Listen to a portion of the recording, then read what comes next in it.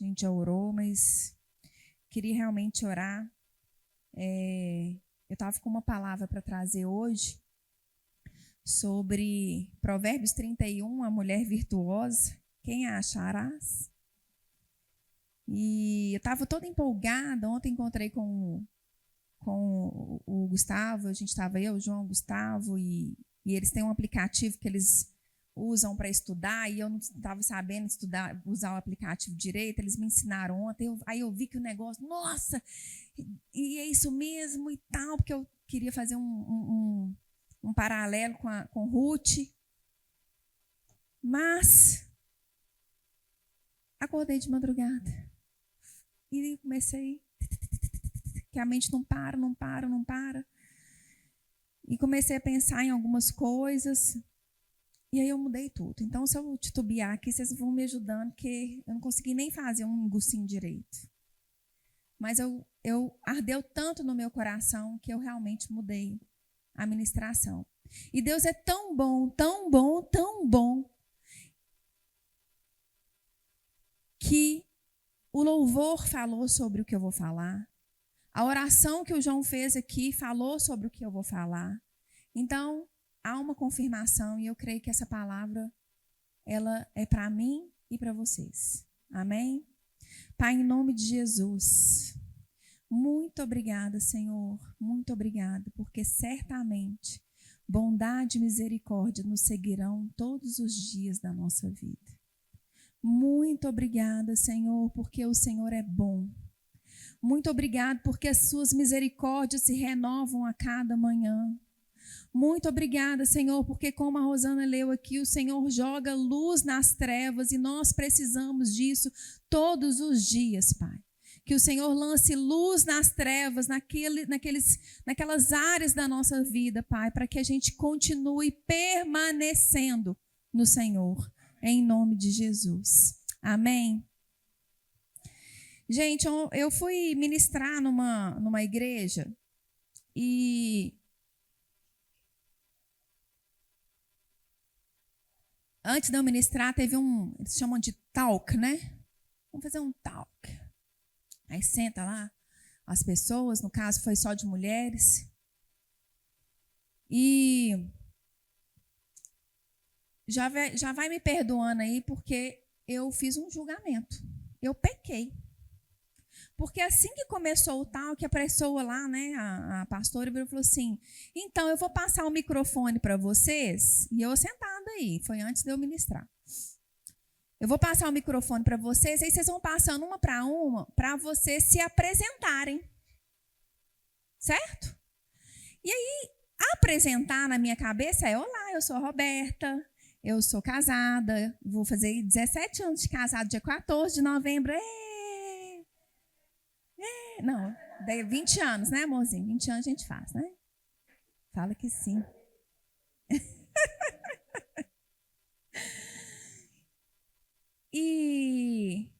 Mas eu namorei 7 anos, então estou 24 anos com essa pessoa, com meu amorzinho. Ou seja, eu tenho mais tempo com ele do que sem ele de vida.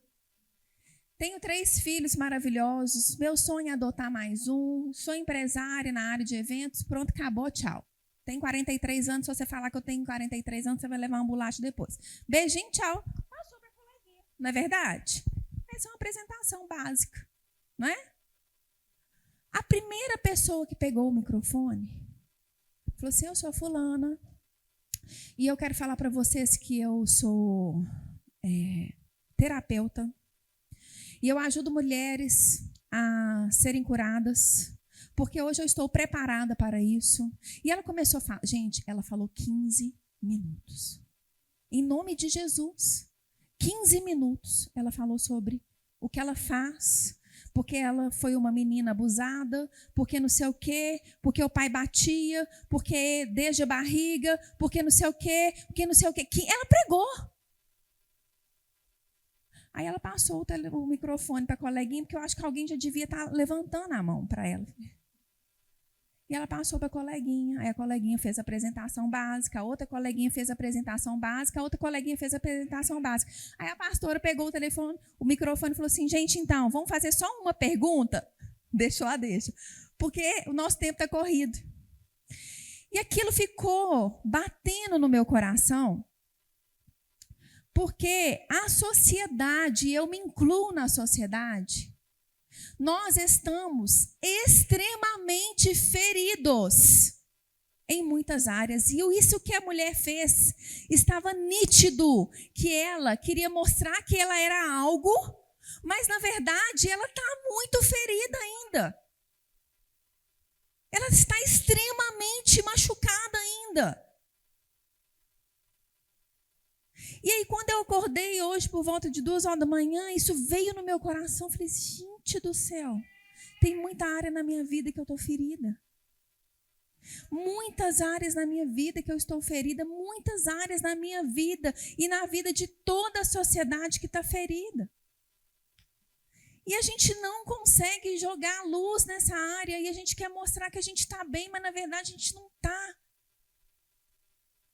E aí veio no meu coração 1 Tessalonicenses 5:23. Vai lá comigo.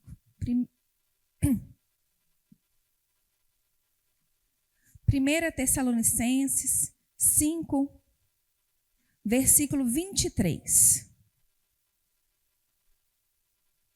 O mesmo Deus da paz o santifique em tudo, e que o espírito, a alma e o corpo de vocês sejam conservados íntegros e irrepreensíveis na vida de nosso Senhor Jesus Cristo.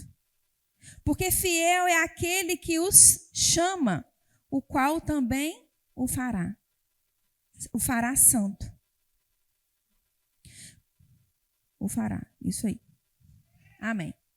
Vamos ler de novo, porque ficou confuso. O mesmo Deus da paz o santifique em tudo, e que o espírito, a alma e o corpo de vocês sejam conservados íntegros e irrepreensíveis na vida de quem? De nosso Senhor Jesus Cristo, que é fiel para aqueles que o chama, a qual também o fará. Amém?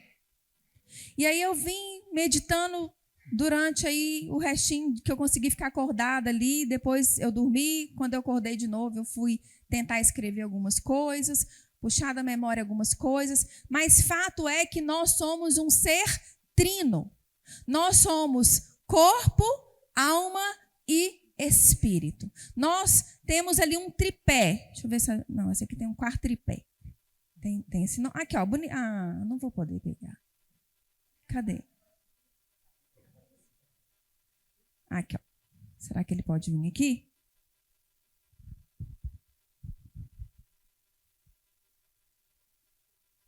Nós somos um ser trino.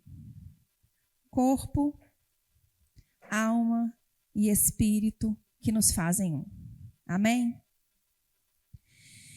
Em João 15:5, fala o quê? Eu sou a videira, não é isso? Vamos lá, para eu não falar errado, falar bonitinho. Que eu não sei decorar, não. Eu sei o que está falando, mas não sei decorar bonitinho, não. Você sabe? Eu sou a videira. 15:5. Eu sou a videira, vocês são os ramos. Quem permanece em mim e eu nele, dá muito fruto. Porque sem mim, vocês não podem fazer nada. Se alguém não permanece em mim, será lançado fora, à semelhança do ramo, e secará. E o apanham e lançam no fogo e o queimam. Se permanecerem em mim e as minhas palavras permanecerem em vocês, pedirão o que vocês quiserem e lhes será feito. Então, aquele que permanece no Senhor, ele dará frutos. Mas aquele que não permanece, ele será lançado fora, secará e será queimado. Amém? E como nós somos um ser trino, corpo, alma e espírito, nós precisamos ser vigilantes, porque muitas vezes uma área das nossas vidas, desse ser trino, falha. Mas se uma área falhar, toda a estrutura falha. Se o seu corpo está falhando, e eu provo para vocês que o corpo é importante, porque em 1 Coríntios 6:19 está escrito que nós somos o templo do Espírito Santo. Então, se um falha, toda a estrutura manca, a ponto de cai. Se o espírito falha, vai ficar manco e pode cair. Se a alma falha, pode ficar manco e pode cair. Obrigada. Eu vou tirar para não ficar muito. Amém? Até aqui está tranquilo?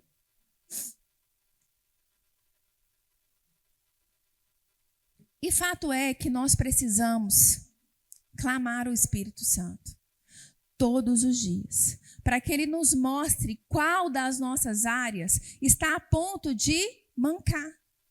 Porque se nós não permanecermos e não sermos vigilantes, não tivermos o hábito diário de nos questionarmos, no olhar para dentro, clamar ao Senhor, falar: Senhor, é contigo que eu vou.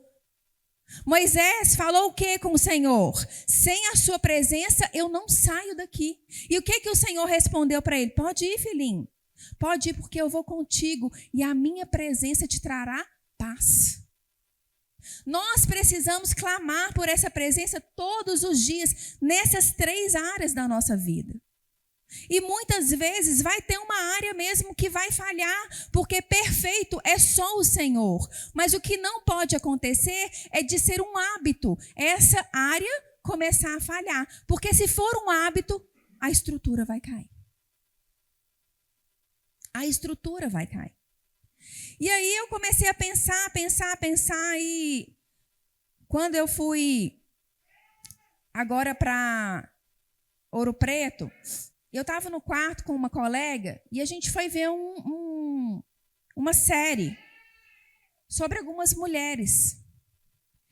E ali falaram sobre 6 mulheres, mas eu vou falar aqui hoje sobre 3, representando cada uma dessas áreas da nossa vida.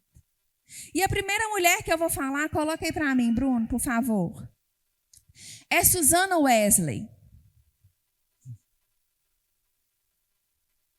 Daqui a pouco a Susana vai aparecer. Susana Wesley, gente, foi uma mulher muito sofrida no seu tempo. Ela é de 1669 e ela faleceu em 1742. Essa mulher gerou 19 filhos, dos quais 9 faleceram. E ela conseguiu cuidar de 10 filhos. Esses 10 filhos, 2 deles são muito conhecidos mundialmente. Mas fato é que essa mulher, ela não tinha uma boa condição financeira. O seu marido viajava muito. E quando às vezes ele voltava, a história fala que ele era muito rápido em fazer biquinhos. E que ele ficava, às vezes, 7, 10, 12, 15 dias sem falar direito com ela. Porque ele era aquele birrento. E ela, muitas vezes, viu períodos da vida dela lidando com 10 crianças, naquele tempo de escassez. Mas ela tinha o costume de usar um avental. E ela tinha um código com os filhos dela. Que quando ela estivesse... O avental está aqui. Quando ela estivesse segurando o avental para cima, e o avental chegava até a cobrir o rosto dela, era sinal que ela estava em oração. Então, que não era para eles interromperem aquele momento. Era um código que ela ensinou para as crianças. Todas as vezes que o avental estava nas mãos dela, próximo ao rosto, é porque ela estava em oração. E essa mulher, ela tinha o hábito de, pelo menos, de 1 a 2 horas por dia, estar com o avental para cima. Essa mulher criou um método com as crianças de quando o marido estava naquela fase de bico, ela ensinava versículos cantados para essas crianças. 10 crianças em um tempo de escassez, sem um marido totalmente presente. Essa mulher se encontrava com o Senhor diariamente. Essa mulher, ela lançou um outro método na casa dela, desde então, que era um culto doméstico. Uma vez por semana ela fazia cultos domésticos com as crianças. E ela não admitia que nenhum deles não estivesse presente.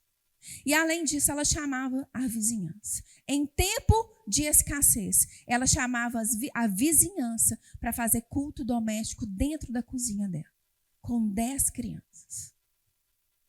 Essa mulher, por muitas vezes, chorou, brandou a falta, inclusive, de alimentos para cuidar dos filhos dela.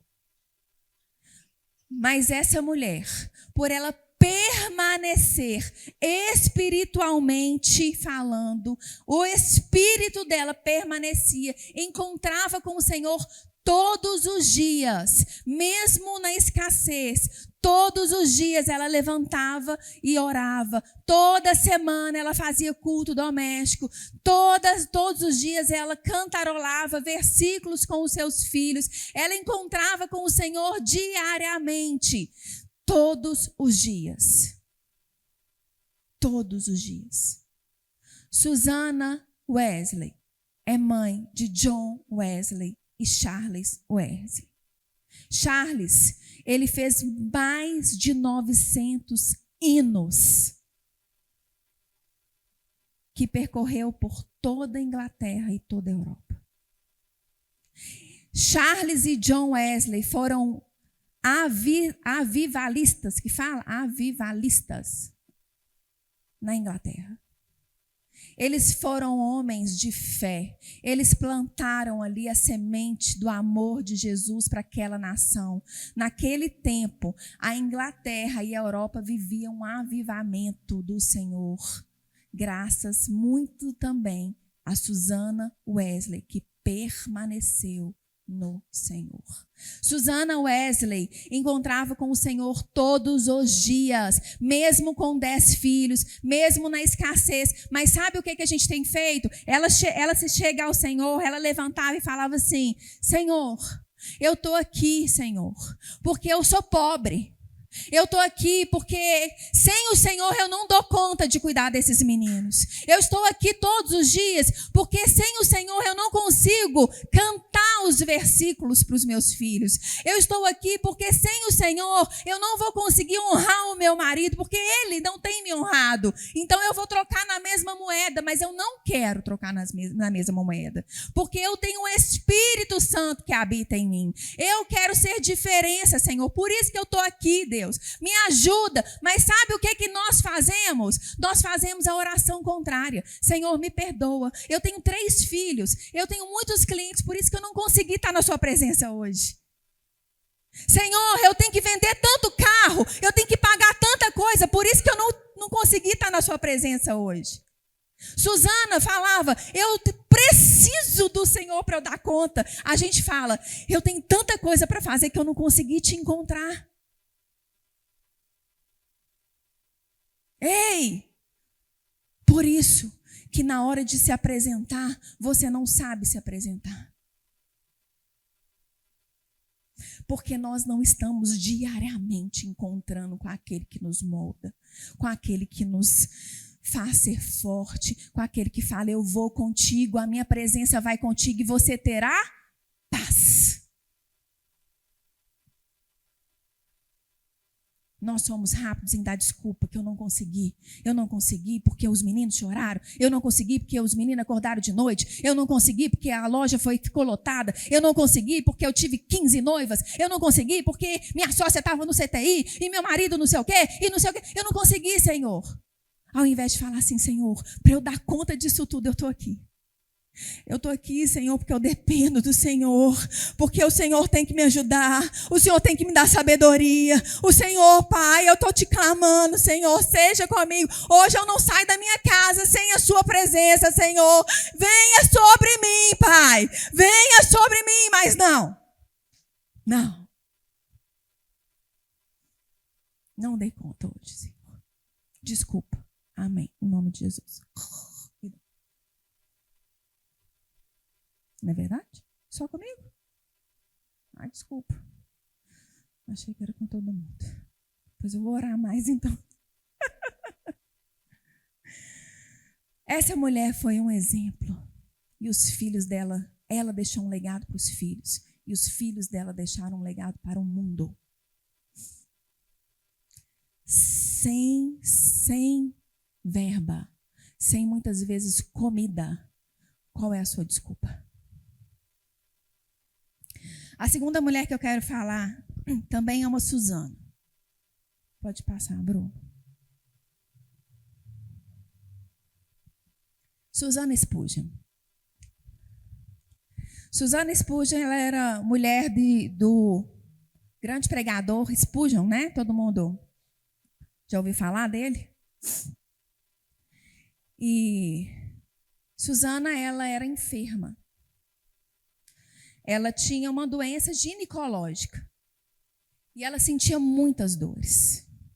Muitas dores, muitas dores. Tinha época na vida dela que ela não conseguia levantar, porque ela sentia muita dor abdominal, muitas vezes muita dor nas axilas. Ela era muitas vezes incapaz de levantar os braços. Essa mulher era muito doente, muito doente. E ela podia muito bem entrar no parâmetro de autopiedade. Ela tinha um diagnóstico. Ela foi tratada, mas ela não era curada. Então ela podia entrar nesse lugar de hoje eu não vou na igreja, eu não vou acompanhar o meu marido, porque eu tenho um diagnóstico. É real. Eu sou doente. Eu tenho problemas. Dói. É difícil. É doloroso.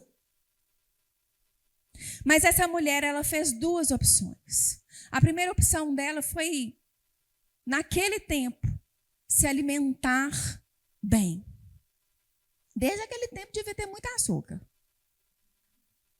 Mas para melhorar a inflamação dela, olha, gente, naquele tempo, 1900, eu notei em algum lugar. Desculpa, foi muito de última hora. Mas foi 1960. 1760. Então, lá em 1960, já falava-se sobre inflamação que o açúcar trazia para o corpo. E ela optou em não comer, para dar uma melhorada naquilo que ela vivia. E a segunda opção foi, com dor ou sem dor, eu vou servir aquele que morreu na cruz por mim. Com dor ou sem dor, eu vou fazer a obra de Jesus. E fato é que seu marido escreveu um livro que chama Palestra aos Meus Alunos, naquela época. E aí ele pediu para ela corrigir. Você pode ler para mim e corrigir esse livro, Susana? E ela leu e ela ficou ali maravilhada com aquele livro. E aí ela virou e falou assim, já sei. Já que eu estou nessa fase mais debilitada, eu não posso ministrar, eu não posso pregar, eu não posso viajar com o Spurgeon, eu vou replicar esses livros para os pastores da Inglaterra. E aí ela começou a mapear os pastores. Gente, aquela mulher começou a mapear os pastores da Inglaterra naquela época. E ela descobriu que os pastores daquela época estavam passando fome, necessidade. Havia fome no altar do Senhor. E eles não tinham condições de poder comprar e ajudar ali com a impressão, que devia ser a cara naquela época, do livro. E essa mulher, mesmo doente, mesmo muito debilitada, Ela começou a unir a igreja dela. Ela começou a unir a vizinhança dela. E ela juntou recursos e ela fez mais de 200.000 cópias do livro. E o livro não circulou apenas na Inglaterra. O livro circulou em toda a Europa. Graças a um posicionamento daquela mulher que falou: meu corpo é templo do Espírito Santo. Doendo ou não doendo, eu vou fazer uma alimentação melhor. Doendo ou não doendo, eu vou fazer a obra do Senhor. Mas fato é que quando a gente tem uma dorzinha de cabeça, o que a gente faz? Não vou fazer nada para Jesus. A gente esquece que o nosso corpo é templo do Espírito Santo. Deixa eu falar com vocês. Eu, Roberta, até outro dia estava esquecendo que o meu corpo é templo do Espírito Santo. Até outro dia eu estava nessa fase bem manca do meu tripé. Porque eu estava entrando em doce, eu estava tomando refrigerante. Eu cheguei a pesar 83 quilos. Para quem não sabe, acho que ninguém sabe, só o João. Todas as minhas gestações, eu engordei menos de 9 quilos. Menos de 9 quilos. Eu ganhava o neném, eu secava de novo. Eu nunca tive corpo bonito, nem quero ter. Mas eu era magrinha. Eu tinha disposição e tal, não sei o quê. Chegou a pandemia, eu engordei 14, sem menino na barriga. 14. E fui só indo ladeira abaixo, ladeira abaixo, ladeira abaixo. Isso faz mal pra gente. Eu cheguei a um ponto, com vocês aqui, outro dia, de eu não conseguir amarrar o meu sapato. Não conseguia. Porque eu estava pesada, estava sedentária. Estava doente, aí dá alergia, aí dá gripe, aí dá sinusite, aí a coluna dói, aí não sei o quê. Eu ainda preciso ter mais disciplina, porque eu não sou das melhores, sou bem ruim. Mas eu quero carregar os meus netos. Eu quero ter condições de brincar com os meus netos. Eu quero ter condição de viajar com os meus filhos, de sentar, de fazer uma vigília, de orar, de correr, de atender meus clientes, de namorar bem namorado com meu marido. Eu quero ter essa condição, porque eu sou templo do Espírito Santo. E fazendo tudo isso, eu engrandeço o nome do Senhor Jesus. Ah, Roberto, então agora você gosta de academia? Não gosto não, queridos. Não gosto. Eu vou te falar um ambiente que eu talvez mais odeio na minha vida, que eu frequento, chama academia. Vai fazer 1 ano que nós estamos lá bonitinho. Mas eu não gosto. Eu acho aquele ambiente chato. Aquelas mulheres que ficam exibindo o corpo, põem aquelas roupas, ficam olhando no espelho. Aqueles aparelhos, fede. A verdade é essa. E a hora que eu estou na academia, bonitinha, novinha, fede. Aí você pega aquele trem doido para lavar a mão, aí a boca seca, aí você está correndo. Eu não gosto daquele lugar, não gosto. Não gosto. Mas eu preciso ter uma constância. Eu preciso permanecer. Eu preciso falar, essa semana eu comi muito doce, agora eu não vou comer. Eu preciso permanecer, porque aquele que permanece dá fruto, mas aquele que não permanece é lançado fora. Susana Spurgeon permaneceu. Spurgeon foi um dos maiores pregadores da Europa. E o livro dele percorreu por toda a Europa, ajudando aqueles pastores que muitas vezes não tinham comida dentro de casa. Esse livro fortaleceu a vida daqueles homens. E sabe o que a gente faz? Não. Hoje não. Célula. Meu Deus, gente, célula. Trabalhei a semana toda. Noto cansado. Minha coluna tá doendo, cabeça doendo, tudo doendo. Vou comer aqui uma pipoca com meus meninos, tomar um refrigerante, né? Para que ler a palavra? Para que cuidar do tempo, da mente? Para que? Bobagem. E a próxima mulher e a última mulher foi uma das que mais me tocou. Dessas, eu acho que eram 7 mulheres ou 8. Mas eu escolhi essas 3 e essa foi a que mais me tocou. Corrie de Bon. Corrie de Bon viveu na época do nazismo. na Alemanha. Ela trabalhava na loja do seu pai, vendendo joias. E Corey, na época do nazismo ali, alguns judeus começaram a procurá-la, porque a sua família tinha uma condição melhor. Estão procurando ajuda. Ela, na parede da loja dela, ela abriu um buraco e conseguiu fazer um cômodo falso atrás das joias. E ela escondia os judeus ali. Por muito tempo ela conseguiu mantê-los. E um belo dia chegou uma pessoa na loja e começou a falar com ela: Corey, eu sou judeu e eu estou precisando de muita ajuda. E eu já tentei isso, já tentei aquilo, mas os nazistas já quase tentaram me pegar e tudo mais. E eu estou precisando de ajuda. E aí a primeira vez ela não sentiu muita paz, então ela falou para ele voltar no dia seguinte, que ela ia tentar um recurso e tudo mais. Quando ele voltou, ela falou do esconderijo. E fato é que ele era um falso. Ele era um nazista. E ele metralhou todos os judeus que estavam ali naquele lugar. Prendeu o pai dela, prendeu a irmã dela, prendeu ela.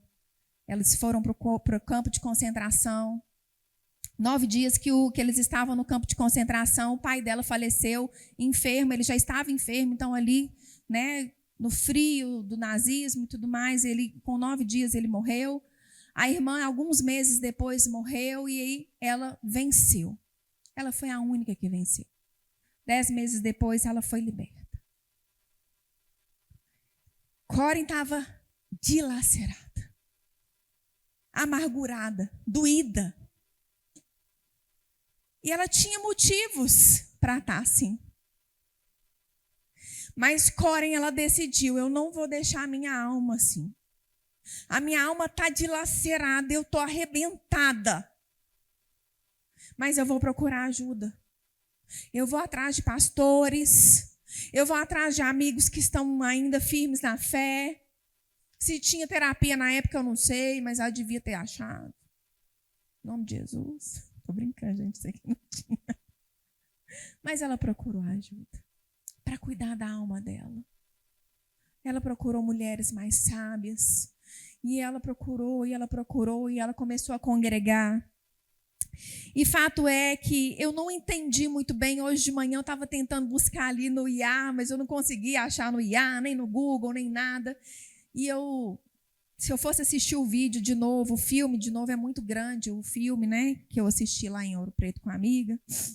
Eu não ia ter tempo. Mas eu não sei se ela escreveu uma carta ou se ela falou pessoalmente. Eu estou nessa dúvida. Mas eu quero ler a carta que ela falou para esse homem nazista. Hoje, depois de muito ser amada entre os meus amigos e queridos que servem a Jesus Cristo, fiquei sabendo que provavelmente foi você quem me traiu. Passei 10 meses no campo de concentração. Meu pai morreu após 9 dias. Minha irmã morreu no campo de concentração sentindo fome e frio. Mas Deus planejou bem, muito bem, o mal que você fez a mim. Pois eu me aproximei, me apeguei e permaneci a Ele com a ajuda dos meus irmãos em Cristo. Uma dura punição aguarda você, mas eu tenho orado para que você se arrependa e aceite o Senhor Jesus, que tanto tem cuidado de mim. Pense que ao morrer na cruz, Jesus levou sobre si os seus pecados, os meus e de todo o mundo. Se admitir e entender tudo isso e desejar se tornar um filho de Deus, você será salvo por toda a eternidade. Ele perdoa tudo o que você fez e Jesus também já está pronto para te perdoar. Arrependa-se. Ele o ama. Ele o ama. Ele te enviou para ser um filho amado. Queira ser esse filho. Diga sim a esse chamado. Você quer ser esse filho como eu tenho sido? Eu te perdoo e te amo em Cristo Jesus.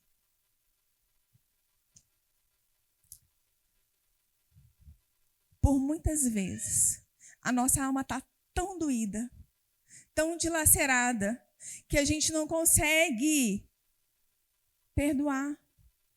A gente não consegue amar. A gente não consegue amar as pessoas. A gente não consegue amar nós mesmos. A gente mal consegue amar Jesus. A verdade é essa.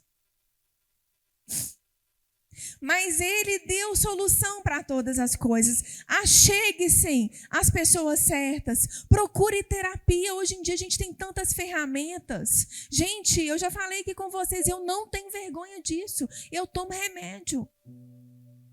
Tomo mesmo. E eu vou te falar, eu não vivo sem ele. Se for para eu ficar bem, eu não vivo sem ele.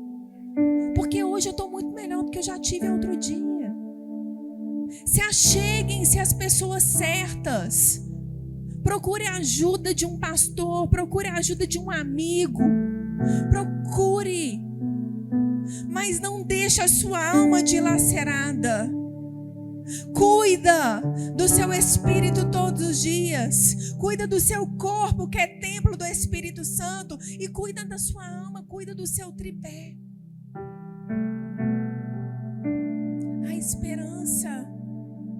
Ele está te chamando para servir Ele. Tem tantas pessoas lá fora doída. E eu não vou falar sobre a mulher virtuosa, não. Mas um dia eu vou vir aqui falar para ela, eu sou uma mulher virtuosa, sim. E eu não vou me cansar de pregar o Evangelho. Deixa eu falar uma coisa para vocês. Uns acham horrível, outros acham lindo. Eu não sei o que é. Mas fato é que eu sou mãe de 3 meninos. Tenho um marido que é empresário, que é pastor. Já entrei na fase que sou eu que cuido de pai, mãe, periquito, papagaio, sogra, sogro. Eu que levo eles no médico. Tenho muito trabalho. Trabalho muito. Eu trabalho muito, gente. Mais uma vez eu falo, isso não é bonito, não. João me corrige demais. Mas de uma coisa eu falo, eu não vou me cansar de servir esse Senhor. Eu não vou dar desculpa para servir esse Senhor. Isso eu garanto para vocês. Hoje eu quero permanecer. Eu quero dar fruto. E a igreja precisa disso. A igreja precisa disso. Desperta tu que dormes. Antes que você seja lançado fora, antes que você seja seco e queimado, cuida do seu tripé. Eu preciso de cuidar muito do meu tripé para eu permanecer, porque eu quero permanecer. Mas eu preciso cuidar do meu tripé. Eu preciso ter constância na oração, na leitura da palavra. Eu preciso ter constância em falar do amor de Jesus para os meus filhos. Eu preciso ter constância em cuidar do meu corpo. E eu preciso ter constância para cuidar da minha alma, porque a alma grita mesmo. Mas em Jesus, é nele, tudo isso é possível. Tudo isso é possível no Senhor. Eu não saio daqui, Senhor, se a tua presença não for comigo. Então vá, porque a minha presença vai com você e você vai ter paz. Ele nos garantiu, certamente bondade e misericórdia te seguirão todos os dias da sua vida. Mas sabe o que a gente faz? A gente olha para a circunstância ao invés de olhar para a bondade. Tem uma pesquisa que quando a Mona Lisa lá em Paris estava sem ela lá, que foi roubada, tem uma pesquisa que fala que o ambiente dela, que já é muito visitado, foi triplicamente visitado quando ela não estava. Sabe por quê? Porque nós somos rápidos em olhar para aquilo que falta, para aquilo que dói, para aquilo que é errado, mas nós somos péssimos em olhar para a bondade, para a misericórdia do Senhor, que se renova todos os dias. Todos os dias, todos os dias, todos os dias.